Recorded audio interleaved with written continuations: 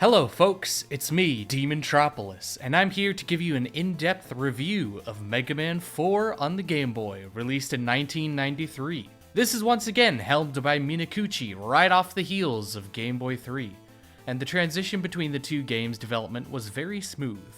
This is also going to be the last of the Game Boy games that recycles content from the NES games, which in this case is Mega Man 4 and Mega Man 5. I'm actually excited to return to the Game Boy with this one, despite having the Game Boy curse and all, so let's jump right in and get started. Mega Man GB4.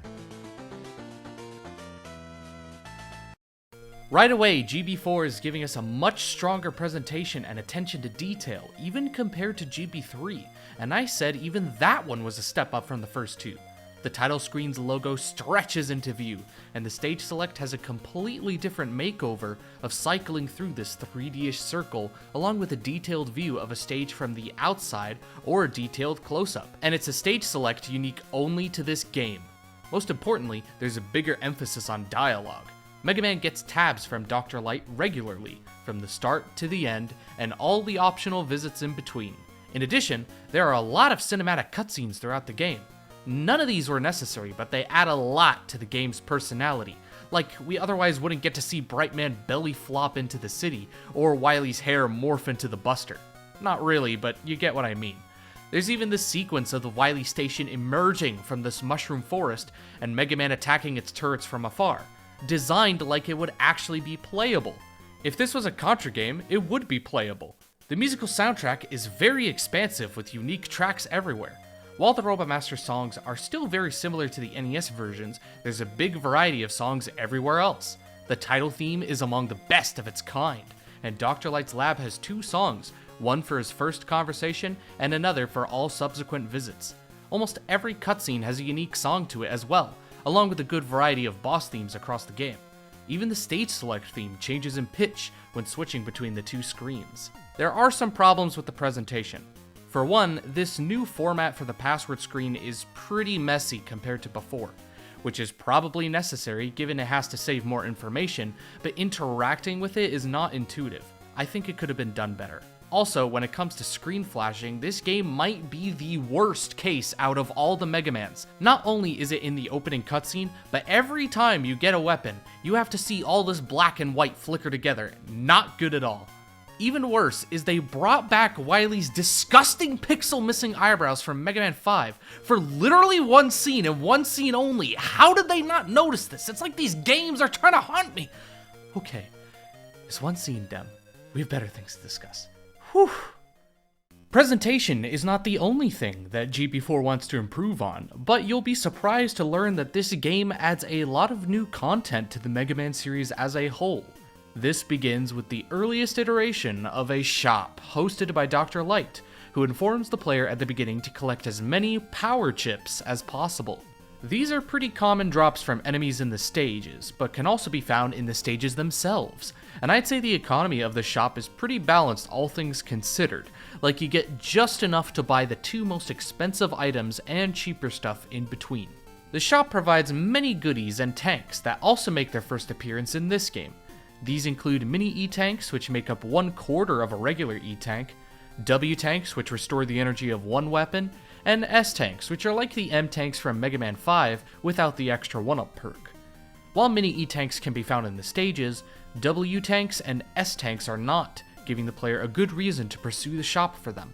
There's also a change where weapons do not replenish across the second wave stages.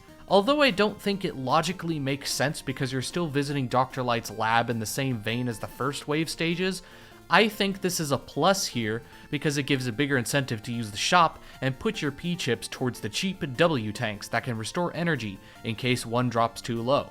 I never felt like I ran out of resources to keep my weapons healthy in the second half of the game. The shop also introduces a very important item, the energy balancer. Being the most expensive item in the shop at 150 P-chips, this gadget serves as a convenient way to make sure any weapon energy you accidentally collect with a Buster isn't lost, and in areas with many weapon energies lying around, not having to switch to a new weapon with each one saves a lot of time. When it comes to goodies in the stages, there's actually a fair ratio of 1-ups over E-tanks for the first time since Mega Man 2.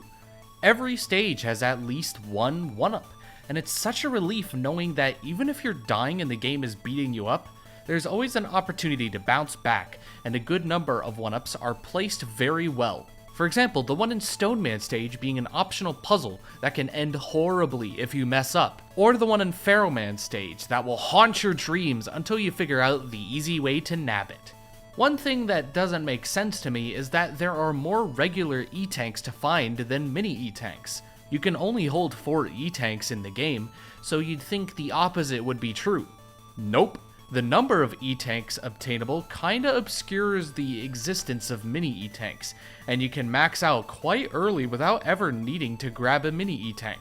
One mechanic I'm not very fond of is that the Charge Buster has a kickback to it.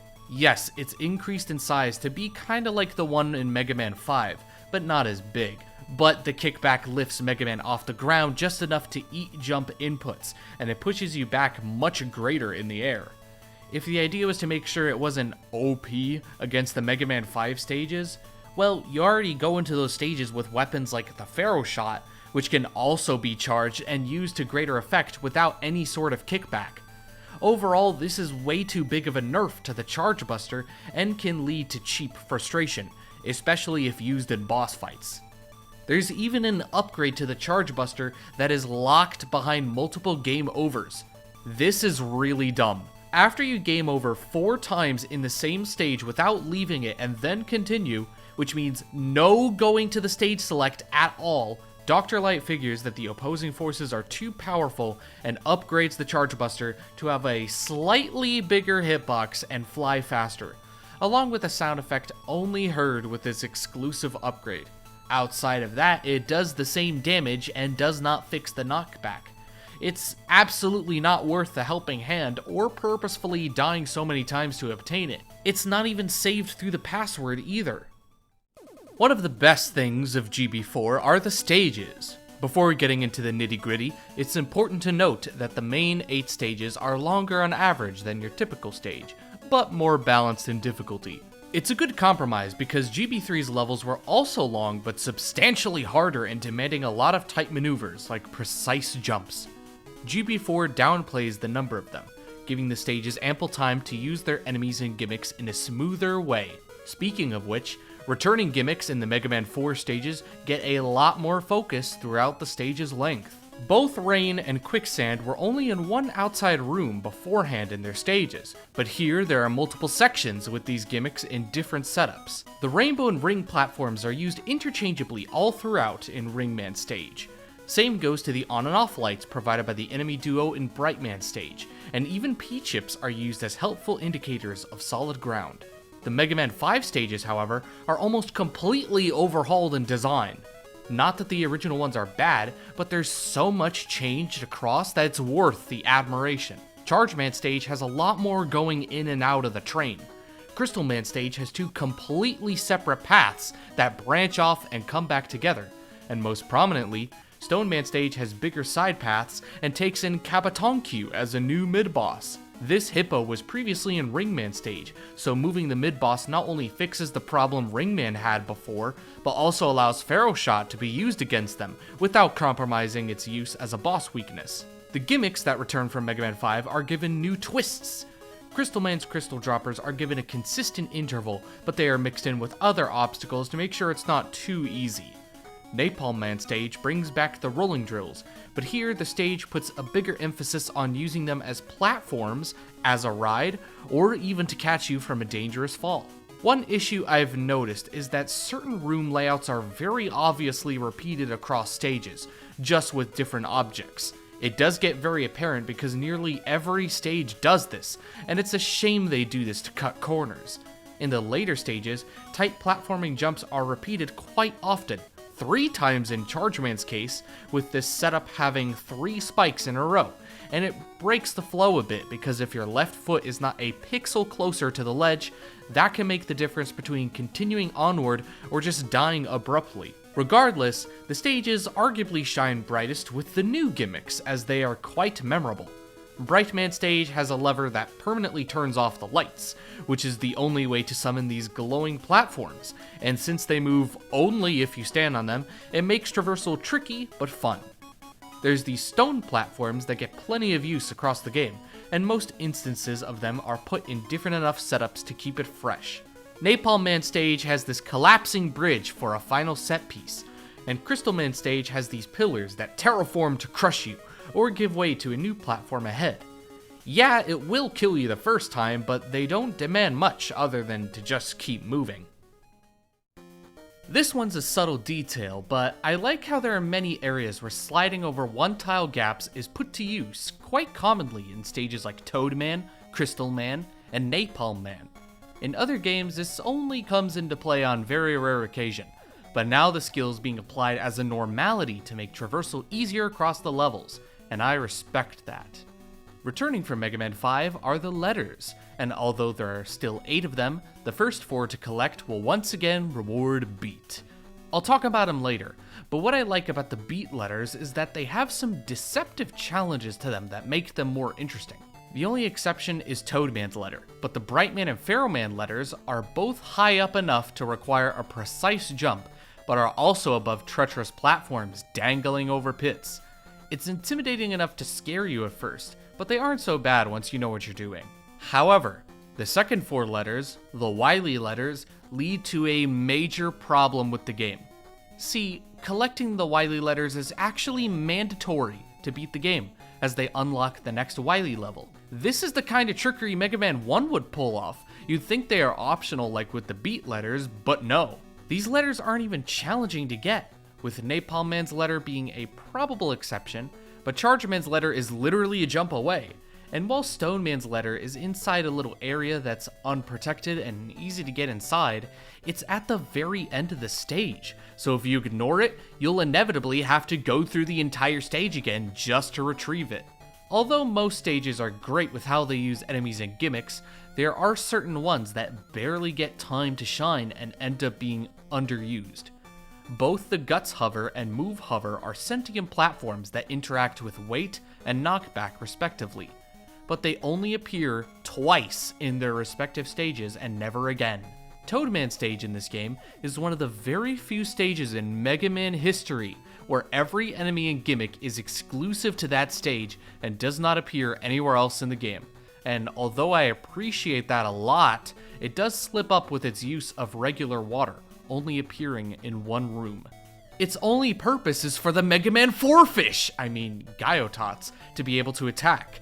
But there's only 2 of them, and the water they reside in is so shallow it might as well not exist.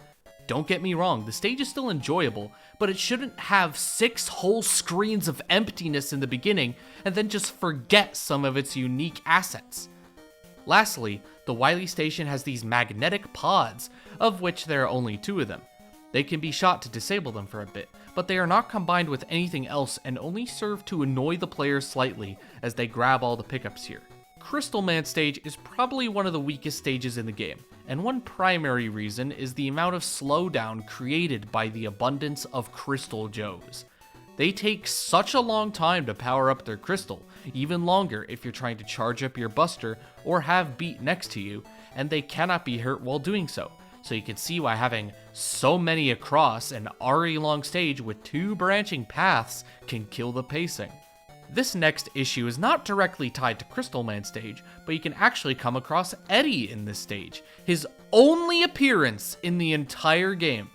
I don't understand this because Eddie's weakness of being cheesed is gone in this setup as you drop down from above, proving that the issue can be worked around.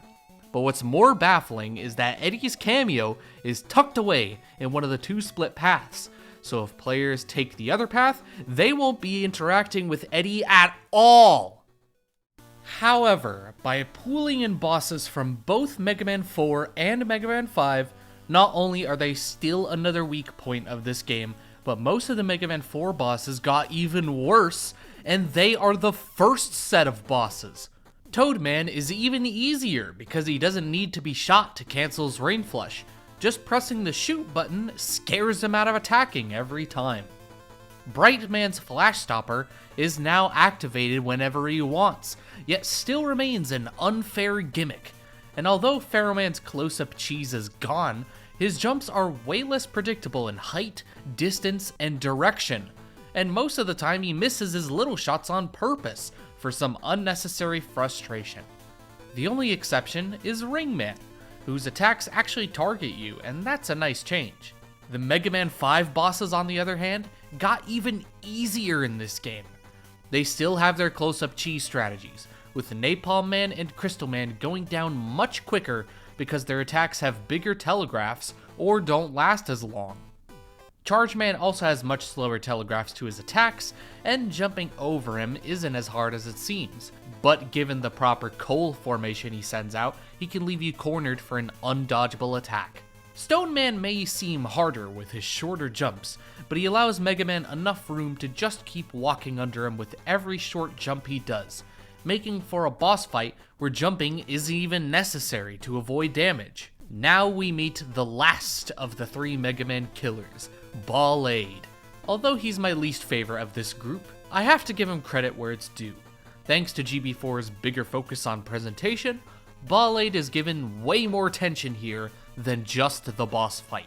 He's teased in the opening cutscene and protects Wily by trying to ambush Mega Man with an attack. Ball-Aid even has 2 fights in this game. In the first fight, he is pretty slow and throws these miniature Ball-Aid crackers, but in the second fight, he puts his game face on, literally. His bombs get bigger, and he uses them in more interesting ways by placing them on the ground. He's tough to react to as well.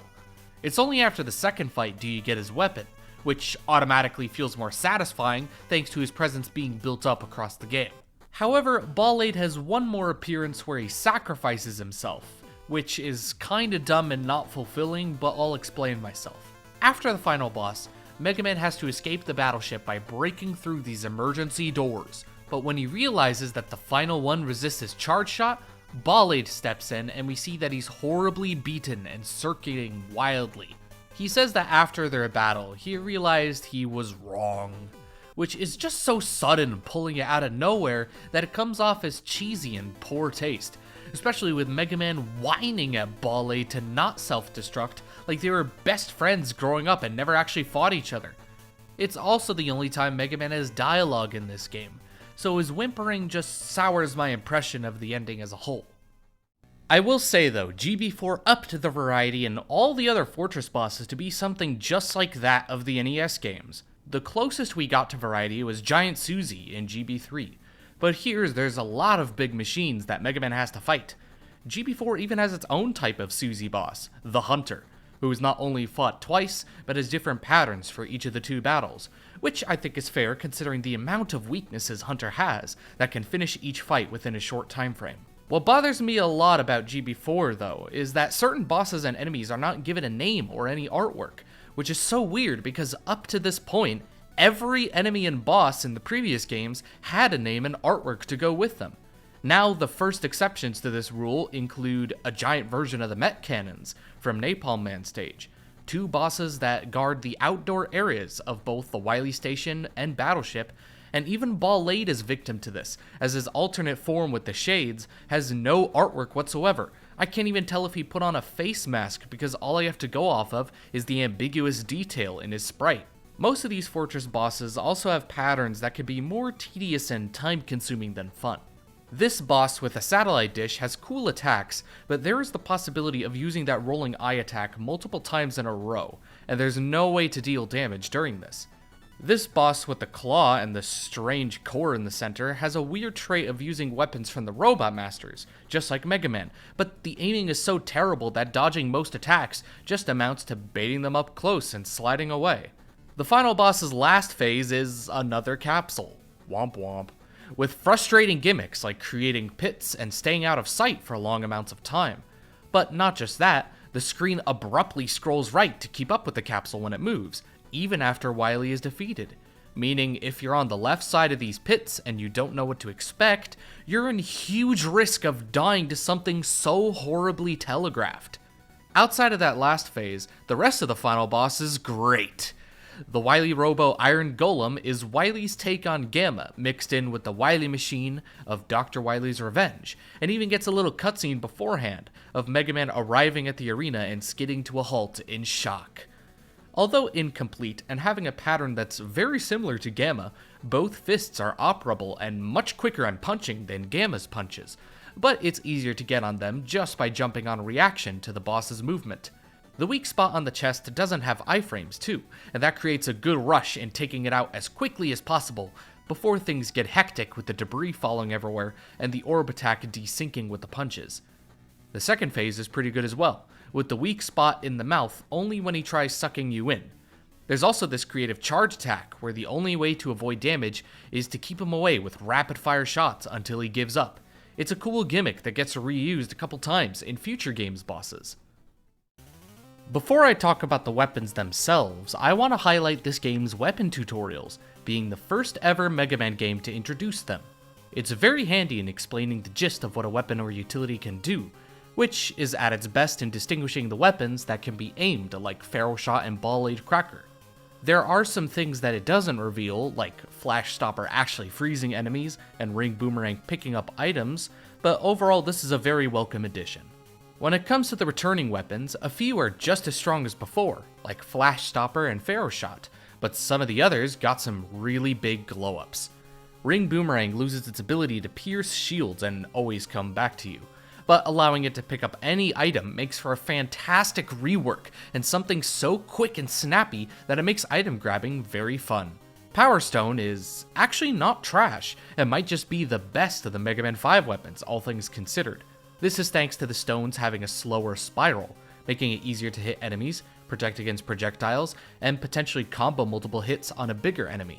Rain Flush has gained a lot of creative interactions with environmental hazards, like putting out the fires in Napalm Man stage, and solidifying the quicksand in Pharaoh Man stage, something that wasn't present in the original Mega Man 4. It's a little jank with the Sassarinos, however, because if they're burrowing while the quicksand is solidified, they remain stuck in place and become invincible forever, and you're forced to take damage in order to pass them. Lastly, our bird friend Beat has gotten an upgrade in attack power, one-shotting most of the weaker enemies and being especially useful in the Mega Man 5 stages. He still works against bosses too. However, some weapons got nerfed in the transition, or they are still not good. It makes sense to nerf both of Mega Man 4's screen nukes, with Flash Stopper having a shorter duration and no longer being extended by sliding, but still being fun overall. But Rain Flush universally doing 2 damage to most enemies makes it abysmal in combat, outside of all the enemies unique to Ringman stage or the Met Mommies, who are weak to it by design. Napalm Bomb is very slow and actually spawns inside Mega Man's arm instead of the Buster, so fighting Stone Man with that same strategy I mentioned earlier will take much longer thanks to this trait. Crystal Eye has a natural advantage in the enclosed areas, but still does 1 damage against most enemies, and the heavier emphasis of uneven terrain does not give Charge Kick many opportunities for use. I talked about this a bit with Rain Flush, but the fact that most Mega Man 5 enemies take 1 damage from most of the Mega Man 4 weapons is honestly laughable, especially considering that most of these enemies have 3 or less HP. Rain Flush obviously being the worst offender, but Ring Boomerang is also a victim to this. And besides the bigger hitbox clipping enemies just above you, there's no other reason to use it in combat by this point. Flash Stopper technically doesn't count, but most enemies have too little HP to warrant using it consistently anyway, leaving Pharaoh Shot and Beat as the only ones that remain viable throughout. The weapon you get from Ball-Aid is his famed Ball-Aid Cracker, another great final weapon. This one can aim in 7 directions and packs a more explosive punch than Napalm Bomb, making it very handy against the final enemies in the Wily battleship, who attack from awkward angles. The weapon's strength is very potent, as pretty much every enemy dies in 1 to 3 hits to it, and there's enough ammo to carry the weapon through the entirety of the final stage. It also helps that it's not required to defeat any of the final bosses, so there's no need to worry about running out and being forced to game over. One thing I especially like about GB4 is that it has some very well hidden secrets across the game.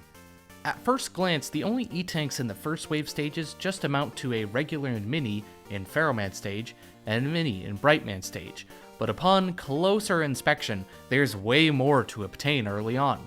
In the starting area in Pharaoh Man stage, you can let the quicksand carry you under this thinner platform to find a secret E-tank hiding underneath. Toad Man stage has some goodies hidden inside this wall. At first, it's just a small health pickup, but if you look closely, you can see another flickering goodie, and you can slide inside that small gap to uncover another secret E-tank. In the Wily battleship, there are these flashing blocks which don't seem suspicious since they blend in with the animated foreground, but they can actually be destroyed with the charge kick. This is easily discovered in one section if you didn't figure it out already, thus giving you the incentive to keep an eye out for any other blocks like it. What's behind these secret blocks? Proto Man, appearing for the first time in the Game Boy. He's pretty much a variant of Eddie, who thankfully cannot be cheesed, as once he throws his item, he'll go away permanently if the room is reset.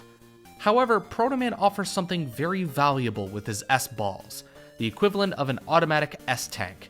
He has a pretty high chance of giving them compared to the lesser items, and with appearing 3 times in the game, also showing up earlier in Napalm Man stage, that's plenty of chances to restore weapon energy in the second half of the game and keep you from burning P-chips on the automatic recovery in the shop. I'd say my favorite stage section in the game is in the final chunk of the Wily Station. Before that happens, Mega Man's first visit to the Wily Station introduces him to these stationary missiles that block his path and have to be shot down. They can be stood on and touched without harm, but they do explode on hit, and that does hurt. After defeating Ball-Aid and getting his Ball-Aid cracker, Mega Man is tasked to escape the station as it's suddenly set to self-destruct internally.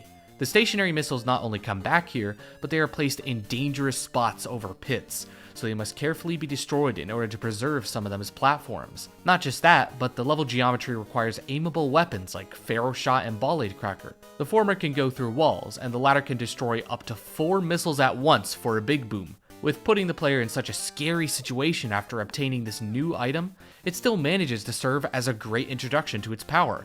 However, the stage right after, being the Wily battleship, is a snooze fest of a final level. The first section is outside, but it's also a completely flat floor, and that lets you slide right past all of the enemies without having to interact with them. There's also these unnamed mid-bosses I was talking about earlier, but it does no contact damage, so you can literally just stand on the cannon and safely kill the Met with point-blank attacks. The meat of the stage is inside, and there's really no pressure here from the enemies with Ball-Aid Cracker at the ready, and valuable goodies are dumped all over the place without much challenge to it. That, and it also reuses the music last heard in the Wily Station's intermission stages. It's a good song, but it's too laid back and smooth that it actually adds to the boredom of what is supposed to be a climax. At the very least, the stage actually brings back the traditional rematches for the Game Boy games. It's very effective here because all of the Robot Masters have secondary weaknesses to the other wave of Robot Masters. Some of these are actually really effective, with Pharaoh Shot taking out Napalm Man and Crystal Eye taking out Pharaoh Man much quicker than their actual weaknesses, Charge Kick proving effective against Ring Man when he runs, and Power Stone being a subtle nod to Bright Man's secondary weakness of Skull Barrier in the NES game. I also got some fun trivia for you regarding a cool detail with how the game orders the Robot Masters internally. If you observe the capsule order from top to bottom, left to right, it's not only weakness order for both waves, but it's also the same order that they're shown in the credits, which identically matches the order of how the letters are placed, with Toad Man starting off Beat, with having Beat in his stage, and ending on T with Ring Man, for example. Same goes to the Wily letters, starting with Crystal Man on W and Y for Charge Man. So, we've reached the end with 25 pros and 19 cons. I kept mentioning it beforehand at the beginning, but this game really did step it up in quality compared to its predecessors, and it shows with how much there is to enjoy and get out of this game.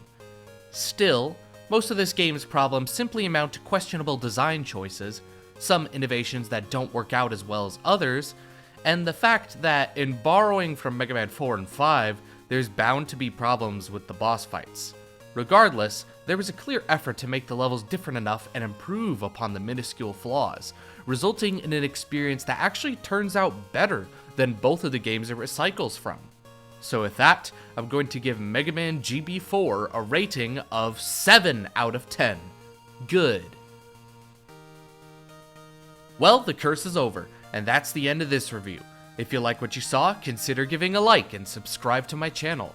Leave a comment if you have something to say, and as per usual, my Discord server DeMontropolis is in the description, so consider joining if you're new to the channel.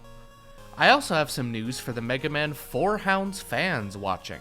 Sometime next week, I'll be uploading a video where I'll be going over a big changelog of what me and the team have been doing to address feedback from the previous demos. It'll also be a look at our current state with the game and how we've been improving the minuscule things like accessibility. And with that said, I'll be signing off. Take care, folks.